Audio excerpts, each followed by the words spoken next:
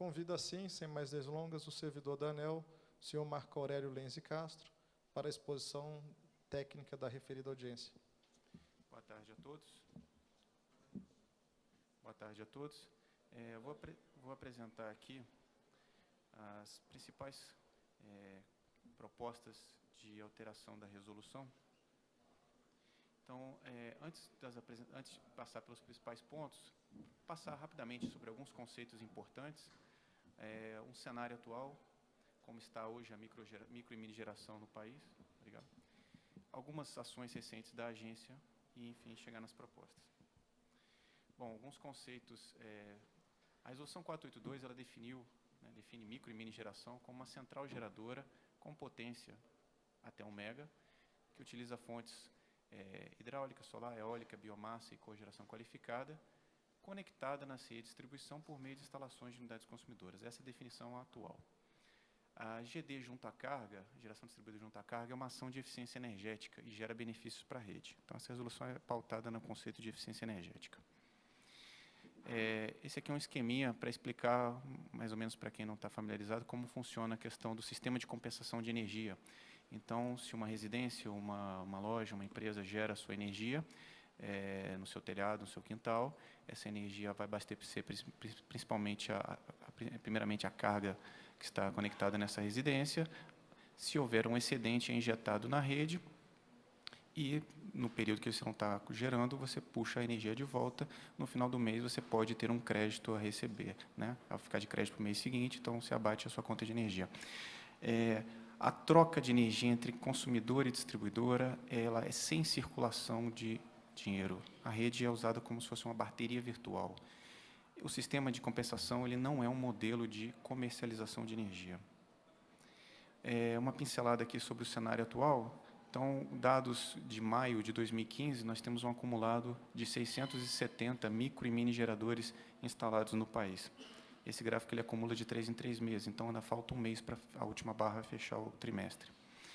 Em termos de conexão por fonte, das 670, mais de 90% solar, né? Mas eu ainda tenho eólica, tenho um pouquinho de cada fonte. Em termos de potência instalada, nós temos aproximadamente 9,5 MB instalado, a maior parte solar, mas também eu tenho fontes com biomassa ou hidráulica, que tem uma potência individual importante.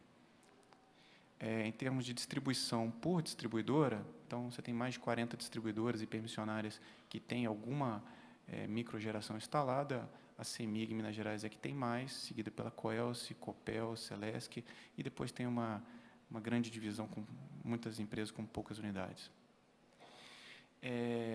A distribuição por classe de consumo, 71% dos 670 consumidores, eles com GD são residenciais, 71%, 17% residencial. Apenas 7% são grupo A. Grupo A é atendido em alta tensão, tensão acima de 2,3 kV. Então, o grande mercado atual é o baixa tensão. Em termos de faixa de potência, também a maior parte das potências está até 70%, mais ou menos 74%, é até 5 kW. Então, são geradores de pequeno porte. Mas, sim, eu tenho algumas unidades com acima de 100 e até de 1 mega. Bom, passar rapidamente aqui algumas ações recentes da ANEEL, aí especificamente com relação à questão dos inversores. O PRODIST, né, o procedimento de distribuição, no seu módulo 3, que é o módulo de acesso, ele, inclusive, a seção que está sendo revista agora, permite que o consumidor apresente certificados nacionais ou internacionais de que o equipamento foi testado, né? Então, isso é de 2012. O Inmetro, então, ele soltou uma portaria, a 240, agora de 2015, ela abriu uma consulta pública para prorrogar um prazo da portaria 357, que foi uma portaria que foi lançada em agosto do ano passado, que prevê que todo equipamento deve ser, um inversor até 10 kW, deve ser certificado em laboratório acreditado pelo Inmetro, no Brasil ou no exterior. Esse prazo expirou agora em fevereiro, então, em função da poucos equipamentos e fabricantes que já tinham a certificação, o Inmetro, então, abriu essa consulta pública para postergar esse prazo. Em junho, o Inmetro soltou uma outra portaria 271, autorizando novos laboratórios a fazer os testes. Então, atualmente, tem 6 laboratórios autorizados pelo Inmetro para fazer o teste. Aqui em São Paulo tem um, que é o da USP, e tem um de Ilha Solteira também, né? Então, e também suspendeu o prazo para poder fazer a certificação. Em resumo, a ANEEL soltou esse ofício circular agora da SRD, número 18, orientando as distribuidoras a aceitar os certificados apresentados pelos consumidores referente aos inversores até 10 kW. Isso foi encaminhado para as distribuidoras essa semana. Isso é para evitar que haja falta de concorrência no mercado. Bom, a ANEEL fez, em março do ano passado, uma pesquisa junto aos 83 consumidores que havia na época. Há um ano atrás tinha 83, hoje temos 670. Então, desses 83 consumidores, na época, 42 responderam essa pesquisa. Quais foram as principais conclusões que a ANEEL tirou dessa pesquisa de satisfação junto aos consumidores? Primeiro, que a maior motivação para que o consumidor instalasse a geração distribuída era para contribuir para o desenvolvimento sustentável. E o segundo item foi na questão da recuperação do investimento, que tinha só 29%. Então, 45% pensou contribuir para o desenvolvimento sustentável. Para 50% desses consumidores, as exigências técnicas das distribuidoras foram facilmente atendidas, mas para a outra metade, não. Houve muita demora e muito esforço. 48% desses consumidores entenderam que a fatura de energia estava muito clara e tinha todas as informações necessárias, mas 52% entenderam que não. A atuação da agência também foi avaliada como boa, excelente por 60% desses consumidores, 14% entenderam como ruim ou péssima. E 98% dos consumidores estavam satisfeitos por ter geração distribuída em suas unidades consumidoras, sendo que 62% tiveram a expectativa superada. Só não foi 100% porque um consumidor reclamou que pagava o ICMS.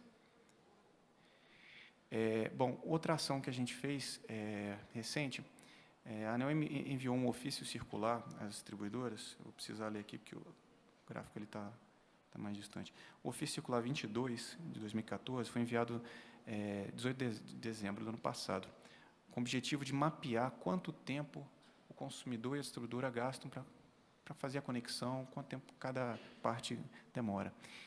A média Brasil, 160 dias. Do consumidor pedir o acesso e ter a sua instalação conectada. A média Brasil, 160 dias. Eu tenho empresas melhores, empresas piores. O quadrado que está acima representa o prazo máximo que o máximo de cada distribuidora. Então, teve consumidor que gastou 400, 500 dias para ter sua conexão. Teve consumidor que gastou bem menos. Isso o prazo máximo, considerando o 2013, 2014. Se eu pegar só o tempo gasto das atividades da distribuidora, em média foi 80 dias, né, que a distribuidora gastou. Tivemos casos com 400, 300 dias, tivemos casos com menos. O consumidor, o tempo que o consumidor, do que o consumidor tem que fazer, né, solicitar a vistoria, fazer as adequações, o prazo máximo também o prazo médio também foi 80 dias, e teve casos do consumidor demorar 600 dias para ele resolver o problema. Bom, isso tudo serviu para quê? Serviu para a gente mapear como está o mercado, o que está acontecendo e como a gente pode melhorar. Então, quais são os objetivos nessa audiência pública colocados nessa proposta?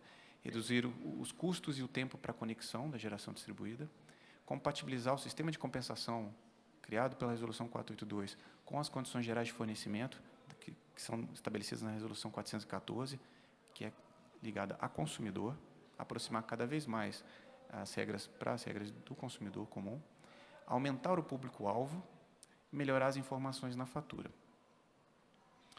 Bom, então, quais são as principais propostas? Ampliar as fontes de energia participando do sistema de compensação, não apenas citar nominalmente quais são as fontes, mas permitir que qualquer fonte renovável, além da cogeração qualificada.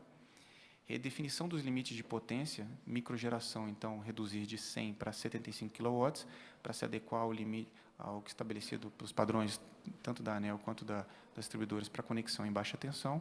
E a mini geração, elevar de 1 MB para 3 MB, se for uma geração hidráulica, ou 5 MB para as demais fontes.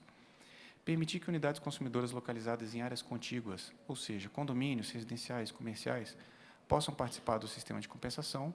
Hoje, os condomínios podem participar, mas apenas abatendo a carga comum.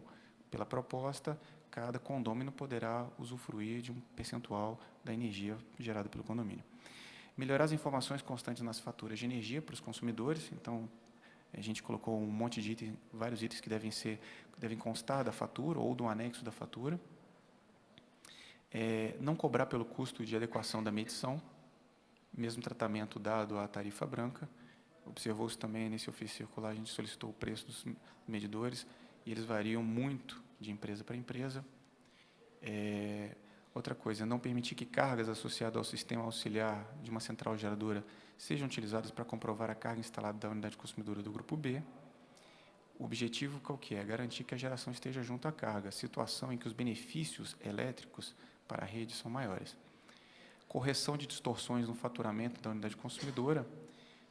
Um exemplo é quando o crédito for utilizado para compensar o consumo do mês corrente, não deve debitar do saldo que ele tem na atual de energia o montante equivalente ao custo de disponibilidade, que é pago sempre que atinge seu consumo mínimo, né, para consumidores do grupo B. Aplicar um fator de ajuste sobre a energia injetada por uma unidade consumidora do grupo A e utilizada por outra do grupo B, de forma a corrigir uma distorção que existe entre as tarifas do grupo A e do grupo B. Então, considera-se a relação entre as componentes da tarifa em reais por megawatt-hora, TUSD e TE, né, fio e energia, mas cobradas como se fosse energia, exceto para unidades consumidoras localizadas em áreas contíguas, condomínios, que aí não há circulação de energia indo para a rede da distribuidora. Utilizar formulários padronizados para a solicitação do acesso, conforme a potência de cada gerador. O objetivo é simplificar as informações e os documentos que o consumidor deve apresentar. Eu vou apresentar aqui, mostrar aqui apenas como exemplo. Eu sei que está muito pequena a figura, mas tem disponível três formulários que eles são iguais, exceto pela documentação que deve ser apresentada. Então, um formulário simples, que ele detalha quais são as informações que devem ser apresentadas. Por exemplo, se eu tiver uma microgeração até 5 kW, são poucos documentos exigidos. Entre 5 e 75, aumenta um pouco a relação dos documentos e projetos, enfim, que tem que ser apresentados. Se eu tiver uma mini geração, ou seja, acima de 75, aumenta um pouco a quantidade. O que é importante? Isso aqui é um checklist. À medida que, quando o consumidor apresentar esse formulário preenchido com os documentos anexados, a distribuidora não deve exigir nenhum outro documento adicional. Ela passa a analisar o teor do documento apresentado e não exigir outras coisas. Então, o consumidor de antemão já vai saber tudo que tem que fazer em todas as distribuidoras. Bom, por fim, aqui, reduzir o tempo e o custo do consumidor para ele conectar a sua geração. Então, uma comparação.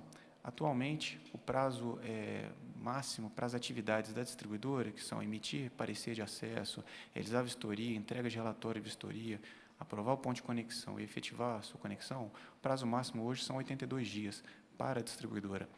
Pela proposta, a microgeração, eu vou ter um prazo máximo de 23 dias e para a mini geração, um prazo máximo de 43.